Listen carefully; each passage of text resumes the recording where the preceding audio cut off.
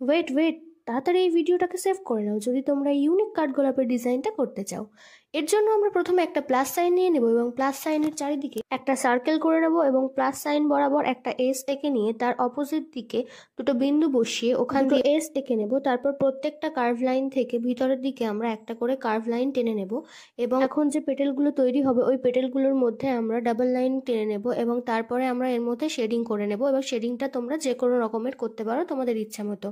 এবার আমরা যে সার্কেলটা ড্র করেছিলাম ওর সাইড দিয়ে আর একটা সার্কেল ড্র করে নেব এবং তার সাইডে আমরা কিছু হার্মস অ্যাড করব এবং ওই হার্মসগুলো অ্যাড করার পর ওই যে প্লাস সাইনটা ছিল ওই প্লাস সাইন বরাবর দুটো টিয়ার ড্রপ করে নেব আর তার চারি সাইডে আমরা ডট দিয়ে দেব এবং ডটটা আমরা এখানে ছোট বড় ইউজ করছি, তোমরা বড় কিংবা ছোট বড় ইউজ করতে পারো যেটা তোমাদের সুবিধা হয়। এরপর সার্কেলের যে ভিতরের দিকে ফাঁকা অংশটা ওখানে আমরা ফিল করে নেব এবং ফিল করে নিলেই ডিজাইনটা কমপ্লিট হয়ে যাবে। দেখো এত সহজ এবং সিম্পল উপায়ে একটা ইউনিক ডিজাইন আমি তোমাদের সঙ্গে শেয়ার করলাম।